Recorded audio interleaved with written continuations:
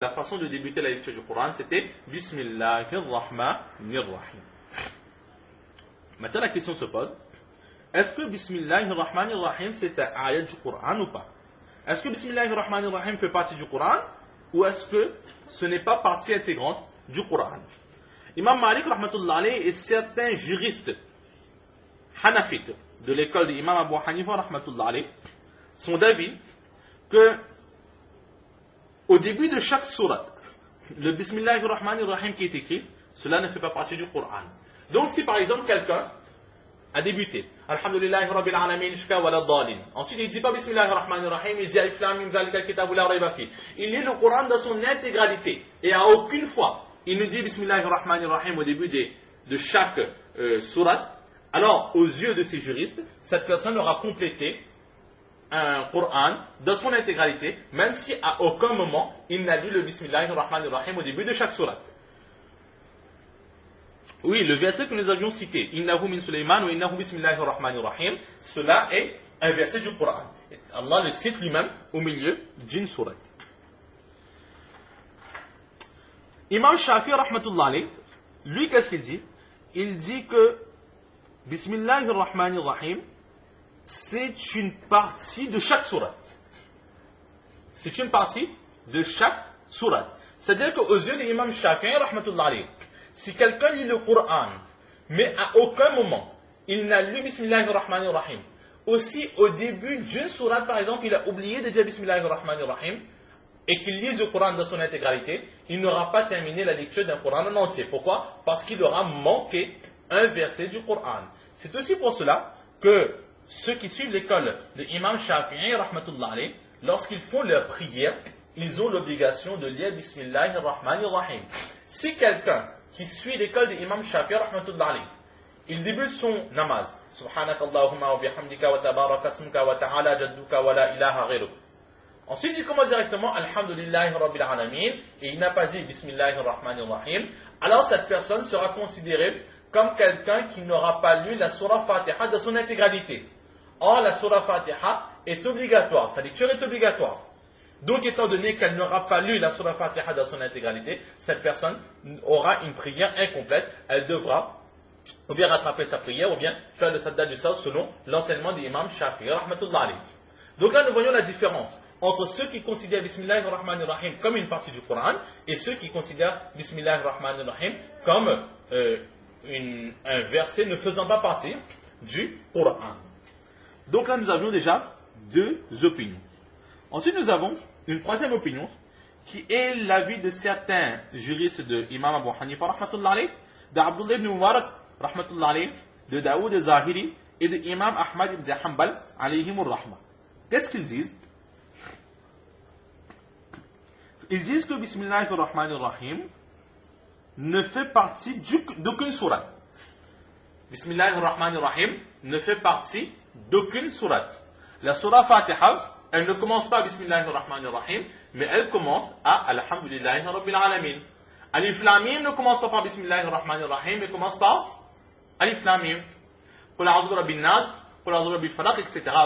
ne commence pas par Bismillahirrahmanirrahim, mais leur premier verset, ce sont Qul a'udhu bi rabbil falaq, Qul a'udhu bi rabbin nas. Et c'est ce que nous voyons dans la lecture du Coran. Après chaque verset, les ayats sont numérotés. Et à chaque fois, après le Bismillahirrahmanirrahim, il y aura un rond de ayats. Mais à l'intérieur de ces ronds, il n'y aura aucune numérotation. Alors que la première numérotation débutera après le premier verset de la surah, Qul a'udhu bi rabbil falaq, 1, Qul a'udhu bi rabbin nas, 1, etc., etc. Donc là, c'est l'avis de ces savants. Cependant, ils disent quand même que Bismillahirrahmanirrahim, certes, ne fait partie d'aucune sourate, mais Bismillahirrahmanirrahim fait partie du Coran. Ce sont des parties du Coran, mais ce ne sont ni des sourates et elles ne font partie non plus d'aucune sourate. Et pourquoi est-ce que ces Bismillahirrahmanirrahim font partie du Coran? Parce que le prophète sallallahu alayhi wa sallam lui-même, il lisait à chaque fois Bismillahirrahmanirrahim. Rapporté par Hazrat Anas radiallahu ta'ala anhu, qui dit qu'une fois nous étions auprès du saint prophète sallallahu alayhi wa sallam, tout d'un coup il baissa sa tête et ensuite il releva. Et en relevant sa tête, il était souriant. Alors nous avions dit au prophète d'Allah, pourquoi es-tu si souriant tout à coup? Et là le prophète sallallahu alayhi wa sallam, qu'est-ce qu'il dit? Il dit que à ce moment même, une sourate a été révélée sur moi. Il dit Bismillahirrahmanirrahim, inna a'tainaka al-kawthar, jusqu'à la fin de la sourate. Donc, la sourate qui a été révélée, c'était la sourate Kawthar, mais avant de débuter même, le prophète sallallahu alayhi wa sallam, il a dit Bismillahirrahmanirrahim. Donc, par rapport à cela, nous voyons que Bismillahirrahmanirrahim fait partie du Coran, il faut respecter cette partie, mais elle ne fait partie d'aucune sourate.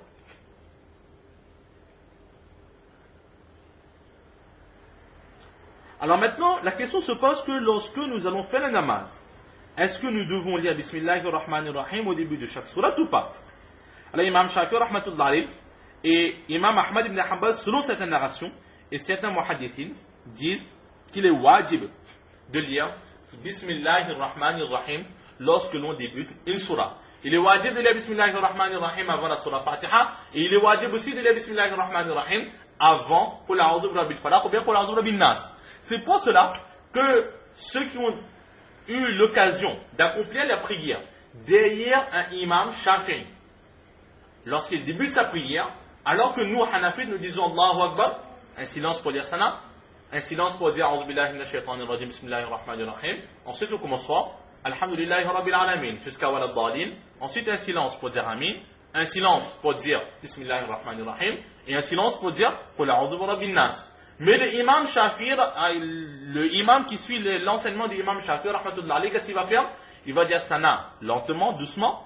Ensuite, A'udhu billahi minash shaitanir rajim, à voix basse. Et ensuite, il va dire fort, Bismillahir rahmanir rahim, alhamdulillahi rabbil alamin, ar-rahmanir rahim, jusqu'à Walad Dalin. Ensuite, ils vont dire Amin fort, comme on le sait tous. Et ensuite, s'il commence une sourate, s'il débute une sourate, par exemple, il va débuter Qul a'udhu bi rabbin nas, alors il va dire à voix, Bismillahir rahmanir rahim, Qul a'udhu bi rabbin nas. Pourquoi? Parce que pour eux, cela est wajib. Imam Malik, rahmatullah alayh, lui, qu'est-ce qu'il dit? Il dit carrément que c'est makruh de dire Bismillahir rahmanir rahim dans les namazs. Que l'on dise à voix basse ou bien à voix haute. C'est-à-dire que si quelqu'un dit Subhanaka Allahumma wa bihamdika wa tabaraka asmuka wa ta'ala jadduka wa la ilaha ghayruk, A'udhu billahi minash shaitanir rajim, Bismillahir rahmanir rahim, Alhamdulillahi rabbil alamin, son namaz est makruh. Pourquoi? Parce qu'il a dit Bismillahir rahmanir rahim. Qu'il le dise fort ou qu'il le dise à voix basse. Par exemple, Walad Dalin, Amin, Bismillahir rahmanir rahim, Qul a'udhu bi rabbin nas, namaz makruh. Pourquoi? Parce qu'il a dit Bismillahir rahmanir rahim avant la surah An-Nas. Là, c'est l'enseignement de l'imam Malik, rahmatullah alayh.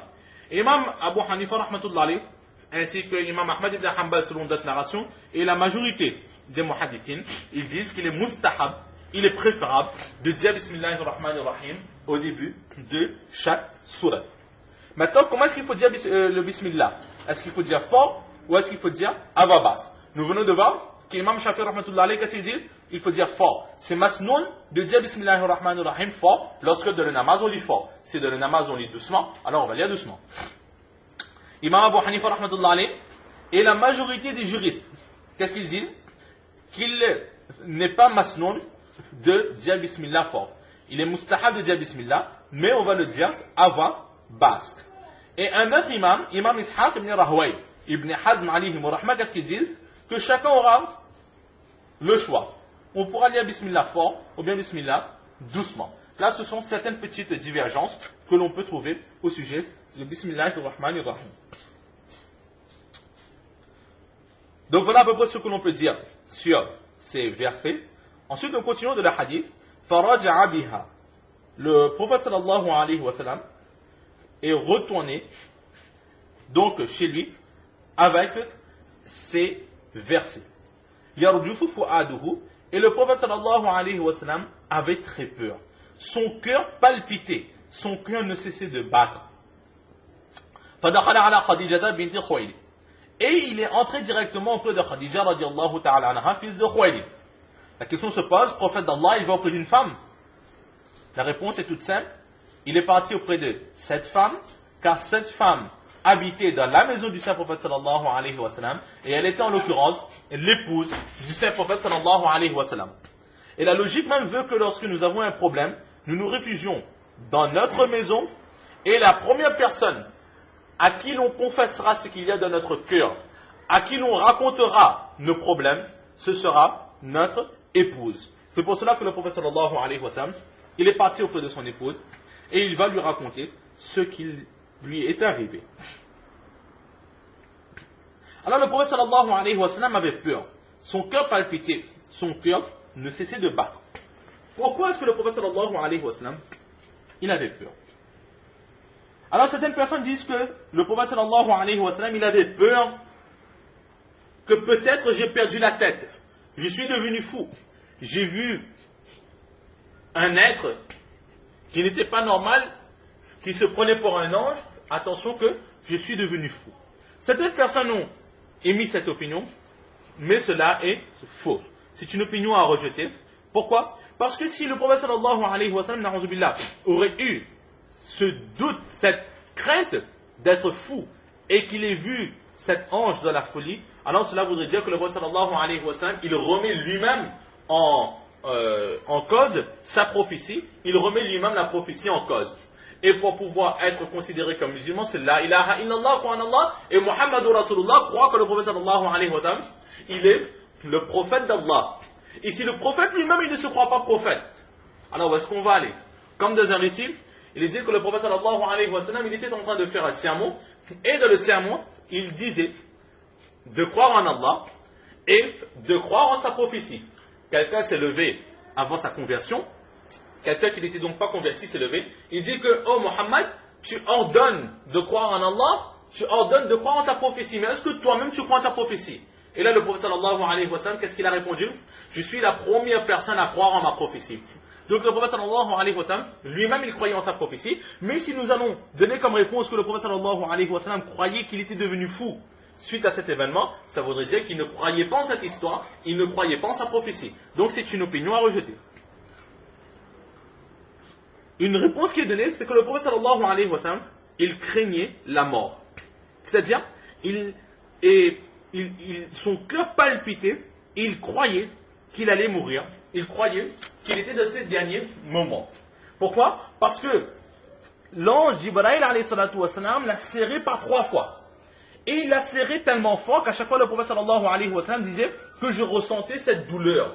Et même après ces révélations, il avait en lui encore ces douleurs. Et ce n'était pas nous avions vu précédemment que ce n'étaient pas des douleurs normaux, mais c'était des douleurs venant d'un ange qui le serrait. Donc c'était des douleurs anormales. Donc il croyait que peut-être c'était les signes précurseurs de la mort. Donc il craignait cela. Il est tout de suite parti voir son épouse pour dire enveloppe-moi, parce qu'il croyait qu'il allait mourir.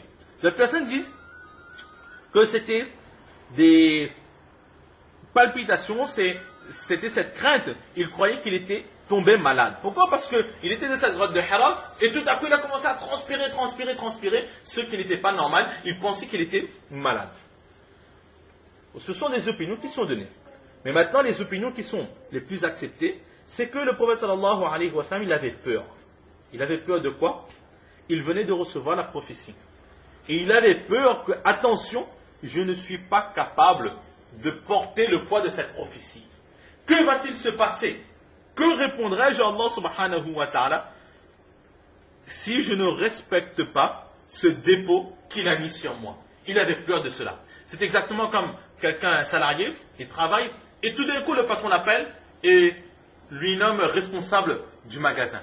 Alors on lui aura cette crainte, qu'il est heureux, que je suis devenu responsable.